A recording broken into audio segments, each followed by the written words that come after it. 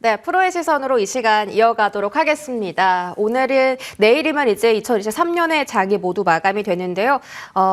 지금은 양시장이 모두 다 빨간불을 유지해주고 있는 상황입니다. 코스피는 조금 전보다 살짝 더 상승세가 올라간 상황이고 코스닥 쪽에 거래량도 오늘 상당히 좀 많이 동반되고 있는데요. 이번 해를 어떻게 마무리 짓고 또 내년 전망은 어떻게 가져가는 게 좋을지 오늘도 두 분과 이야기 나눠보도록 하겠습니다. 루크투자연구소 임순재 대표, 차영주 MTN 전문위원 함께합니다. 어서 오세요. 네, 반갑습니다.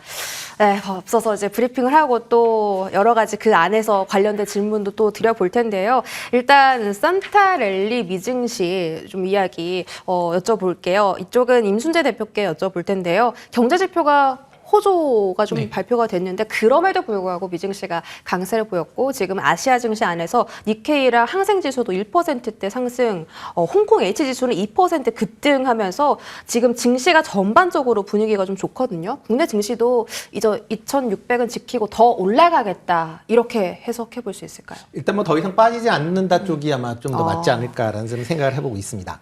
뭐 미국 증시 같은 경우는 뭐 기준금리가 내년 3월 정도서부터는 인하하지 않을까라는 이제 기대감이 시장을 이제 잘 지배하고 있는 그런 상황이고요. 미국에서 나오는 뭐 인플레이션 지표나 고용 지표, 그다음에 뭐 GDP 성장률까지 전체적으로 다 이제 안정적인 그런 이제 흐름을 보이고 있다라는 게 어떻게 보면 미국 증시가 강한 가장 큰 원인이다라고 보시면 될 것 같습니다. 뭐 현재 상황에서 미국 증시 뭐 특별한 악재가 없다라고 표현할 만큼 뭐 그렇게 좋은 증시고요. 다만 이제 단기에 급등했다라는 게 악재이다라고 할 만큼 그만큼 이제 재료로 상당히 안정적인 그런 모습을 보이고 있다라고 보시면 되겠고요. 이에 비해서 이제 국내 증시 같은 경우는 계속 좀 출렁거림이 좀 있다라고 보이시면 될 것 같습니다. 아직까지는 시장 흐름 자체가 뭐 상승으로 전환할 것이다라는 뭐 그런 기대감은 있지만 아직까지는 뭐 뚜렷한 그런 모습은 보이고 있지 않은 그런 상황이고요. 특히 이제 외국인이나 뭐 기관들의 계속적인 이제 매수에도 불구하고 개인들이 매도세가 지속되고 있는 그런 상황이다라고 보시면 아마 연말이 지나고 아마 내년 초 정도에 아마 시장을 보면서 대응을 하셔야 되지 않을까라는 생각을 해보고 있습니다. 네. 자, 그러면 차영주 위원께도 이쪽 여쭤볼게요. 지수에 관련된 이야기인데 오늘 배당락일이잖아요. 쇼크가 없다라고 해석을 많이들 하시던데 대주주 양도세도 이제 끝났으니까 다시 시장에 들어온다 이런 시각도 있고요. 지금 외국인 순매수가 코스피에서 급격하게 늘어나면서 코스피가 갑자기 지수를 끌어올리고 있거든요. 네, 이 부분 어떻게 보세요? 지수가 선방하고 있습니다. 예, 나름대로 뭐 삼성전자 중심으로 뭐 선방을 하고 있는데요. 우리가 원래 보통 그 배당이 되면 오늘 배당락이 되고 그다음에 이제 양도세가 오늘 내일 이제 과거 같으면 이제 팔아야 되겠죠. 근데 이제 양도세 기준일이 내년 1월 1일이다 보니까 오늘 내일 안 팔아도 된다라는 거죠. 3일 수도 결제니까. 그러다 보니까 양도세 회피 물량이 나오지 않았다라는 거. 그다음에 이제 배당이 분산됐습니다. 여러분들 이 사실을 잘 아셔야 되는데 일부 삼성전자라든지 일부 그 대부분의 한 3분의 2 정도의 기업은 오늘 배당락을 실시했어요. 하지만 오늘 배당락이 안 붙은 기업들도 있습니다. 한 700여 개 기업이 붙지가 않았는데요. 그것은 그 법이 이제 개정이 돼서 거기에 이제 동참한 기업들인데 한 700여 개 기업이 내년에 이제 주총 끝나고 배당락을 합니다. 그렇기 때문에 이게 조금 이제 분산 효과가 있었다라고 말씀드릴 수가 있겠죠. 모든 기업이 동일하게 배당락을 했었던 때와 다르게 오늘 일단 뭐 포스코그룹주도 그렇고 CJ그룹도 그렇고 전반적으로 그것은 내년에 이제 배당락을 하거든요. 그런 효과들이 상대적으로 나타나면서 결국 배당락 쇼크, 그러니까 대주주 양도세 완화, 그다음에 이제 배당의 분산 이런 것들 때문에 특별히 오늘 배당락에 대한 쇼크는 좀 약했다. 여기에 이제 내년에 대한 어떤 긍정적인 외국인들의 시각 이런 걸로 그 현선물 매수가 들어오면서 삼성전자 중심으로 지수를 또 끌어올리고 있다. 이렇게 설명드릴 수가 있겠습니다. 네, 이 배당락일이 오늘 전부 다 이루어지는 게 아니라 내년에 하는 기업들이 많기 때문에 또 이런 부분이 분산됐고 대주주 양도세 완화되면서 동시에 긍정적인 영향을 지수에 끼쳤다 이렇게 말씀 들어봤고요. 20일 기준으로 지금 그 계좌 CMA 잔액이 74조 원을 넘겼다고 합니다. 임순재 대표께 이 질문 드려볼게요. 9월 달에는 56조 원이었는데 12월 날 그 FOMC에서 이제 금리 인하 전망 나오면서 20조 원이 급격하게 늘었다. 이거는 내년에 이 자금이 다 증시로 좀 들어오겠다. 이렇게 좀 긍정적으로 봐도 되나요? 라고 이제 긍정적으로 보면 좋겠지만 꼭 그렇지는 않을 걸로 보여지고요. 일단 뭐 CMA 계좌 자체가 이제 증권사에서 만들어지는 그런 이제 계좌다 보니까 전반적으로 이제 향후에 이런 자금들이 증시로 유입될 가능성이 높다라는 판단하에서 이제 증시에 이제 대기 자금이다라고 보통 이제 평가들을 많이 하고 있다라고 보시면 될 것 같습니다. 뭐 실질적으로 뭐 지난 11월 지금 뭐 12월 21일 기준으로 73조 9천억, 뭐, 한 달 동안 지금 한 달 반 동안 한 4조 1천억 정도 이제 증가라는 그런 모습을 보이고 있고요. 뭐 이런 증가가 뭐 CMA뿐만 아니라 고객 예탁금도 같이 좀 증가하고 있는 그런 모습을 보이고 있습니다. 지난 이제 22일 기준으로 이제 52조 6천억을 기록을 했는데요. 뭐 지난 이제 10월 말에 46조에 비해선 거의 뭐 6조 이상의 지금 뭐 증가분을 가졌다라고 보시면 될 것 같습니다. 다만 이제 신용잔고도 지금 17조 5조 원으로 해서 뭐 지난 11월 초보다는 한 1조 가까이 증가하는, 그러니까 어떻게 보면 고객 예탁금도 증가하고 있지만 신용잔고도 같이 좀 증가하고 있는 그런 모습을 보이고 있는데요. 일단 공매도 금지 이후에 개인 투자자들의 이제 투자 심리가 조금 개선되는 측면은 분명히 있었던 걸로 좀 보여지고요. 특히 이제 공매도가 금지됐다라는 거는 매도세가 그만큼 줄어들 가능성은 있기 때문에 주식가 입장에서도 하방 경직을 어느 정도 좀 보일 가능성은 있다라는 심리적인 작용이 있다라고 보여집니다. 이와 더불어 최근에 이제 테마주 중심으로 해서 이제 주가의 급등락이 좀 있어지면서 개인 투자자들이 이제 단기성 이런 이제 수익, 그러니까 트레이닝 차원에서 일단 시장에서 좀 관심을 갖고 있는 거 아닌가라는 좀 생각을 해보고 있는데요. 뭐 중장기적으로 본다라고 하게 되면 일단 변동성이 조금 줄어들어야 이런 개인들의 투자 금액이 증시로 좀 유입되지 않을까라는 생각은 해보고 있습니다. 변동성은 줄어드는 건 어디에서 찾을 수 있는 거예요? 최근같이 이렇게 테마적으로 움직인다라기보다는 어느 정도 주도 섹터가 나오면서 주도주가 좀 나와야 되지 않을까라는 생각을 해보고 있습니다. 지금 같은 테마장이 아니라 좀 주도주가 살아있는 주도 섹터가 지수를 이끌어주는 그런 상황에 와야 변동성이 줄어들고 그래야지 이제 거래대금 자체도 많이 늘면서 개인 투자자의 투심까지 자극시킬 수 있다. 이렇게 연결고리를 가지고 있군요. 말씀 들었고요. 차영주 위원께 반도체 안에서의 이 순환매가 계속될지 궁금합니다. 인텔에 32조 원 규모의 공장 이스라엘 짓는다 이런 소식 나왔잖아요. 사실 그래서 국내 증시 반도체 주들도 많이 뛰어들 줄 알았는데 생각보다는 조금 약해요. 그래도 HBM에서 온디바이스 AI, CXL 이렇게 순환 돌다가 오늘 오랜만에 다시 HBM 쪽으로 주목받았거든요. 순환매 계속 될 거라고 보세요? 근데 이제 순환매 자체는 이제 멈춘 거 가능성은 있어요. 근데 그렇다고 해서 반도체가 안 되느냐? 반도체를 보셔야 됩니다. 저는 계속해서 MTN에서 반도체를 좀 보시자라고 말씀드렸고 중심은 HBM으로 보자라고 말씀드렸거든요. 온디바이스라든지 CXL 같은 경우는 이제 미래 반도체에 대한 기대감이고 당장 우리가 봐야 되는 것은 현재 HBM에 대한 부분들 집중하자라고 말씀드려 왔었죠. 그런 부분들이 이제 오늘 삼성전자라든지 한미반도체라든지 이런 것들이 상당히 이제 높은 가격 상승세를 나타낸다라고 말씀드릴 수가 있겠죠. 순환매가 한번 돌았습니다. 돌고 종착지가 HBM이라는 게 참 다행이죠. HBM 같은 경우는 내년 상반기까지는 없어서 못 판다라는 것들이고 우리가 이제 인텔이라든지 이런 쪽들에 대해서 신규 투자가 들어가고 본격적으로 미국 공장도 내년에 이제 장비들이 유입이 이제 설치가 될 거거든요. 그런 식으로 된다라면 장비주들에 대한 관심 여전히 높게 우리가 보셔야 된다라고 말씀드릴 수가 있겠죠. 특정 섹터에 들어가는 것들에 대한 부분들보다는 범용적으로 들어가는 부분들에 대한 관심이 필요하지 않을까 싶습니다. 오히려 오늘 올라가지 않는 고형 같은 검사 장비 같은 경우도 관심을 가질 필요는 있다라고 봐요. 그렇기 때문에 너무 지금 우리가 소수에 집중해가지고 테마적인 부분이라기보다는 현재 지금 우리가 어떤 장비들이 어떻게 들어가서 매출을 일으키느냐에 집중하게 된다라면 내년에도 여전히 HBM 중심으로 봐야 된다. 저는 그렇게 말씀드릴 수가 있겠습니다. 내년에도 HBM 중심으로 봐야 된다. 검사 장비 쪽 내년에도 주목할 만하고 이제 고용 종목 언급해 주셨습니다. 오늘 하락이긴 한데 추세 유지 잘 해주고 있는 종목 중에 하나네요. 자, 포스코 그룹주 이야기는 임순재 대표께 또 여쭤보도록 하겠습니다. 제가 애프터에서도 말씀을 드렸는데 이게 그 반도체용 희귀가스를 같이 만든다 이런 게 이만큼 주가를 끌어올린 이슈인가라는 의문이 들기도 하면서 앞서서 말씀드렸던 것처럼 그냥 2차 전지 섹터 저가 매수인가라는 생각이 들어서요. 지금이라도 사야 될까요? 아니면 단기 반등이라고 보시나요? 일단 단기적인 움직임이다라고 보시는 게 좀 더 맞지 않을까 싶습니다. 물론 이제 포스코 그룹이 이제 희귀가스에 대해서 뭐 이제 사업 확장을 한다라는 건 뭐 산업적 측면에서 보면 긍정적으로 봐야 되고요. 특히 이제 포스코 그룹이 중국의 희귀가스 업체인 중타이와의 이제 합작 계약을 이제 체결했다라고 얘기를 하고 있습니다. 그래서 뭐 2025년 말 정도 되면 광양에서 뭐 연간 13만 이제 N 입방미터 정도의 이제 규모의 생산 시설이 이제 설립되고 양산화될 것이다라고 지금 얘기를 하고 있는데요. 그렇게 되면 국내 반도체용 희귀가스의 한 50% 정도를 공급할 수 있는 능력이다라고 얘기를 하고 있습니다. 뭐 국내 희귀가스가 대부분 이제 해외에서 그러니까 수입이 되고 있는 상황에서 이렇게 국산화한다라는 건 상당히 좀 뭐 긍정적으로 뭐 산업적으로는 봐야 될 걸로 보여지는데요.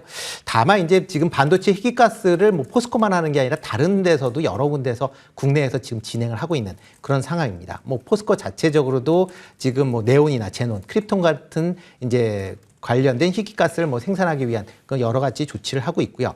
뭐 국내 기업으로는 뭐 대성사 산업가스나 뭐 TEMC, 그다음에 SK 머티리얼즈도 이런 희귀가스 쪽으로도 관련된 지금 투자가 이루어지고 있는 그런 상황입니다. 이와 더불어 이제 미국에 있는 이제 산업용 희귀가스의 이제 상당히 이제 큰 기업인데요. 린데라는 쪽에서 경기도에 희귀가스 관련된 생산 시설을 지금 뭐 구축하겠다라고 지금 예정이 되어 있습니다. 금액까지만 1,500억 정도 이제 투자하게 되는데요. 여기서도 생산하는 규모를 보면 우리나라 반도체 희귀가스의 절반 정도를 생산하겠다라고 지금 얘기를 하고 있습니다. 그러니까 뭐 물론 이제 이렇게 뭐 투자가 이루어지면 전부 다 판매가 되면 좋지만 만약 이렇게 여러 기업들이 지금 동시다발적으로 희귀가스 관련된 투자가 이루어진다라고 하게 되면 완성되는 시점에서는 과잉에 대한 논란이 다시 불거질 가능성도 있으니까 그런 부분도 조금 주의해서 투자를 하셔야 되지 않을까 싶습니다. 단기로 보신다라고 하셨습니다. 그러면 조금 더 구체적으로 기업에 대한 디테일 들어볼 텐데요. 차영주 위원께 포스코홀딩스 제가 애프터에서도 말씀드렸는데 실적이 안 좋아요. 지금 그 실적 악화 스프레드가 계속 좀 벌어지고 있는 상황인데 증권가에서도 목표가를 9%는 하향 조정했거든요. 근데 사실 포스코 그룹주 안에서 가장 이제 어떻게 보면 중심 잡아주는 종목이고 개인 투자자분들 가장 많이 산 종목이라서 긍정적인 답변을 좀 드릴 수 있을까요? 글쎄요. 좀 냉정한 시각들을 좀 보긴 해야 될 것 같아요. 근데 오늘 같은 경우는 이제 포스코 그룹주들이 다 올라감에도 불구하고 윗꼬리를 좀 다는 모습들이 보이는 것이 좀 뒷심이 좀 부족했다. 이렇게 좀 말씀드릴 수가 있겠습니다. 전체적으로 봤을 때 지금 우리가 포스코 그룹주들에 대한 관심들은 있지만 가장 이제 중요하게 봐야 되는 것이 영업이익과 관련된 부분들을 봐야 되는 거 아니겠습니까? 오늘 이제 배당락도 없었고 그럼에도 불구하고 올라가다가 이제 윗꼬리를 좀 달았다라는 것은 뒷심이 좀 부족한 상황. 그리고 이제 증권가에서는 이제 시각들은 여러 가지가 있는 것 같아요. 근데 포스코홀딩스를 지금 우리가 무엇으로 봐야 되느냐라는 개념도 있겠죠. 철강으로 봐야 되느냐, 아니면 2차 전지로 봐야 되느냐라는 부분들인데 2차 전지가 이제 본격적으로 생산 이제 리튬이라든지 뭐 이런 것들이 본격적으로 생산되려면 이제 시간은 이제 다 가고 있어요. 그 사이 이제 철강에 대한 부분들을 어떻게 이제 잘 마무리하느냐는 건데 우리가 이제 이렇게 보셔야 될 것 같아요. 지금 2차 전지와 관련된 주식들을 볼 땐 긴 호흡으로 보기 때문에 단기적으로 흔들리는 거에 너무 안타까워하실 필요는 저는 없다라고 보여집니다. 여러분들이 지금 내년, 내후년 바라보고 2차 전지를 지금 들어가신 분들도 계시긴 하겠습니다만 대부분 2025년, 2028년, 2030년을 바라보고 이제 들어가신 거 아니겠습니까? 그렇게 밸류를 일단 땡겨온 상태에서 변동성은 있겠죠. 이런 변동성을 이겨낼 수 있는 것들이 저는 필요하다라고 봐요. 어찌됐든 내년에 일부 증권사에서는 그 실적이 좀 부진할 것이다라고 나온 것도 인정하자고요. 인정한 상태에서 그 다음에 이제 실적이 어딘지 늘어나느냐 그때를 좀 봐야지 실적이 너무 뒤처지는 것에 대해서 그렇게 일희일비할 필요는 없지 않겠는가 이렇게 좀 정리해드릴 수가 있겠습니다. 포스코 홀딩스 이야기 들어봤고요. 임순대 대표께 그러면 지금 포스코 그룹주 안에서 가장 시세가 강한 포스코 엠텍 여쭤볼게요. 상한가를 갔잖아요. 네. 포스코 DX 수급이 이동하는 건가요? 지금 DX는 윗골인데 포스코 엠텍은 견고하게 그 상한가 자리를 지켜주고 있거든요. 이거는 뭐 투자를 해야 되는 관점인가요? 일단 좀 주의하실 필요가 있지 않을까 네. 싶습니다. 뭐 포스코 엠텍 자체가 지금 하고 있는 사업을 본다라고 하게 되면 뭐 지금 뭐 시가총액이 이 정도야 돼야 되느냐라고 생각할 수밖에 없는 그런 상황이다라고 보면 되는데요. 포스코 엠텍이 이제 오늘 이제 신규 계약을 뭐 1,836억을 했다라고 해서 공시를 띄웠습니다. 그것 때문에 좀 시장에서 좀 강하게 반응을 했는데요.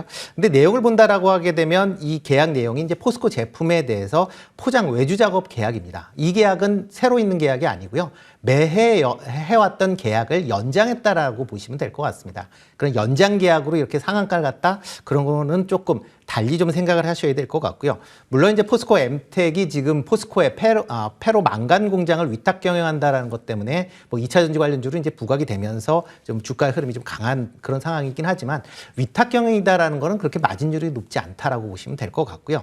특히 이제 포스코 엠텍의 3분기까지 누적액이 매출로 보면 2,500억이 채 안 되고요. 있고요. 그다음에 영업이익이 41억입니다. 이렇게 보면 지금 현재 시가총액이 1조 2,500억인데 과연 이제 PER로 계산하면 200배가 넘는 기업입니다. 과연 이 기업이 주가가 움직인다.